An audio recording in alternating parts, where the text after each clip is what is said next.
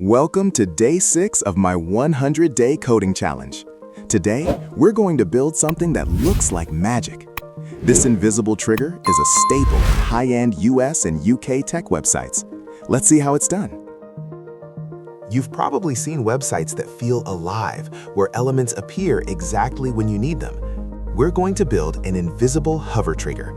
It's a technique that keeps your UI clean, but adds a wow factor for your users. Whether you're a beginner or looking to polish your front-end skills, this project is for you. Let's get started.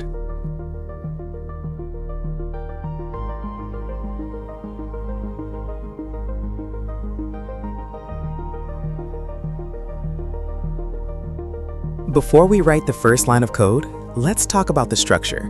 We are using a simple HTML5 boilerplate. I've linked my CSS file.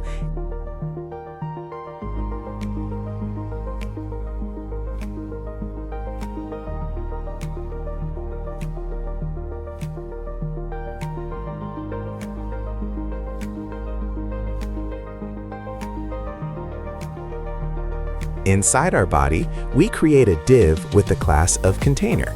Think of this as the invisible sensor on your screen. Now, inside that container, we build our secret card. We need a catching heading, maybe a line of text, and a button. Even though we are going to hide this card later, it's important to build the content first so we can see exactly what we are styling.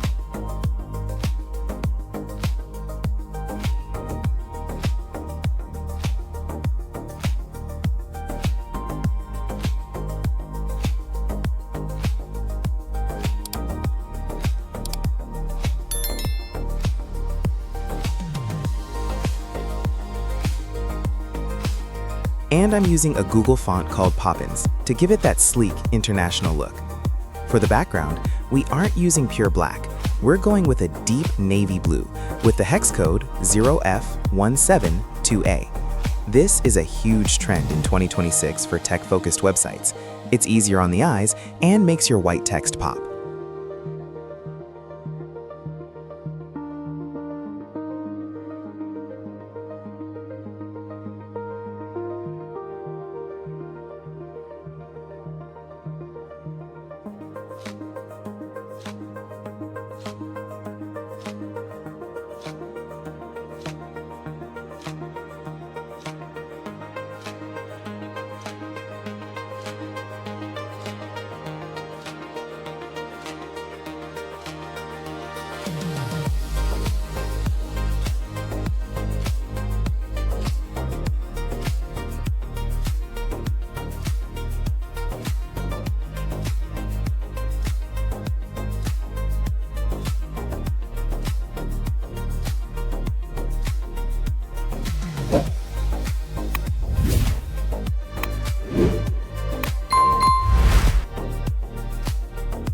This is where the magic happens.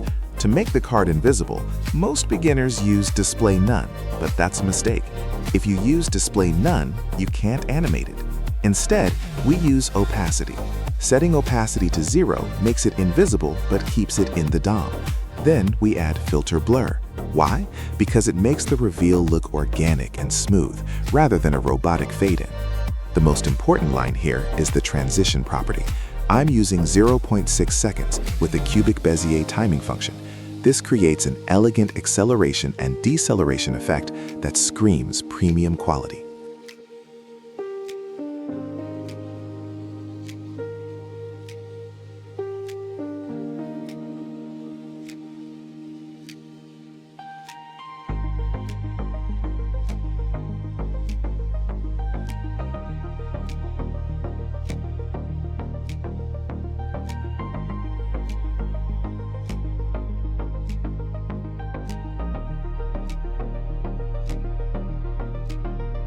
Now let's test the hover state. As my mouse enters the container, notice how the blur disappears and the card slides up slightly using Transform Y Translate. This tiny movement, just 20 pixels, makes the UI feel responsive. It feels like the card is physically reacting to the user's hand. This is the difference between a good developer and a pro developer.